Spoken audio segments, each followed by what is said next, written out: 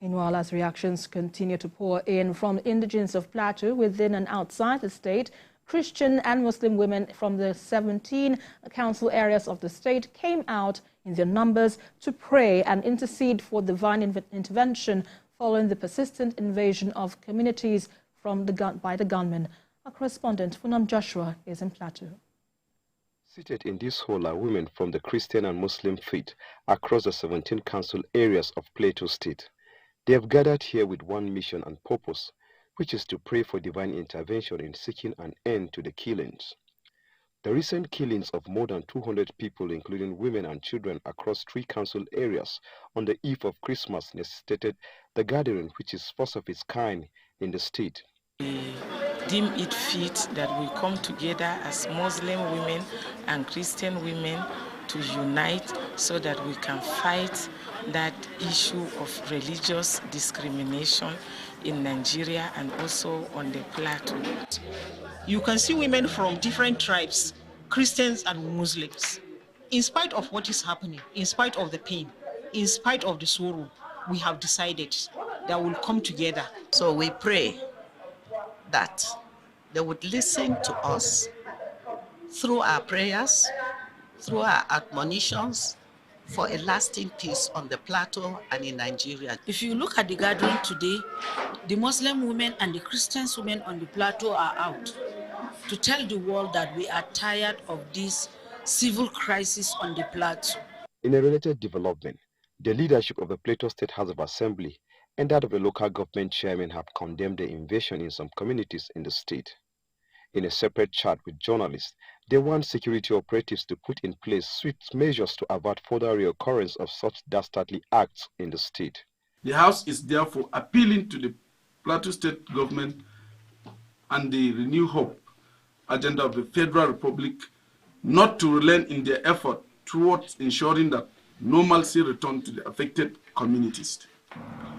We are going to further acknowledge the effort of President Bola Ahmed Tinubu, GCON, the President of Nigeria, for supporting the Nigerian Army in maintaining security through the Chief of Army Staff, Lieutenant General Taurik Lagbaja. With the President Bola Tinubu's directive to security operatives to stop the killings, it is expected that such attacks and gruesome murder of locals would no longer be tolerated. Funam Joshua, TVC News, Jos. And for more on this, I'm being joined by our correspondent, Funam Joshua. Funam, give us an understanding of how things are right now in Plateau, considering the attacks that recently occurred in that region.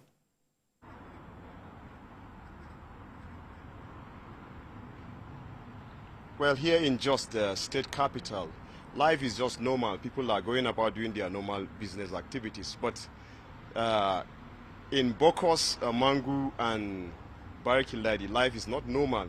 A while ago, we are at Pushit community. One of the communities that is listed among alleged to be attacked by the perpetrators. They sent a letter on the 26th of December that they are coming to attack the community. We went there a while ago, but the situation there is somehow a sympathetic one at the moment. Locals there are living in a state of fear because even though they said 29, they were going to attack 29, which is yesterday, and then nothing happened. They are still afraid at the point of time. And as well, it goes round to other communities in Mangu and Barikiladi. So life there it's worrisome at the moment. Security presence. Do we have the likes of the security guarding the citizens in that area? And what is the government doing to ensure the security of residents who are already living in fear?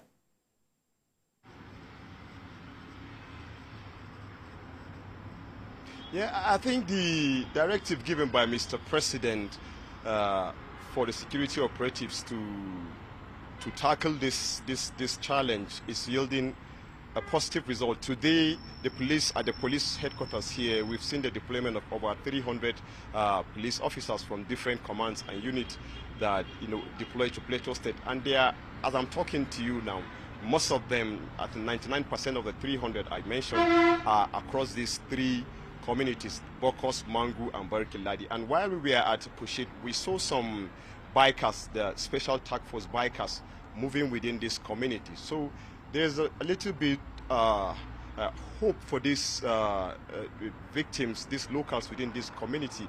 Hope is gradually coming to them at the moment with the presence of these security operatives within these communities. We're hoping they will continue like this, because earlier I spoke with the spokesperson of the police command here, which assures that the troops deployed to this area are going to stay there to make sure that they avert any likely attempt by these perpetrators. Correspondent live for us from Plateau State, Funam Joshua. Thanks a lot for the updates there. Let's quickly return to one of our lead stories, where the Senate passed the 28.7 trillion naira budget as a 2024 appropriation bill, and we'll have our correspondent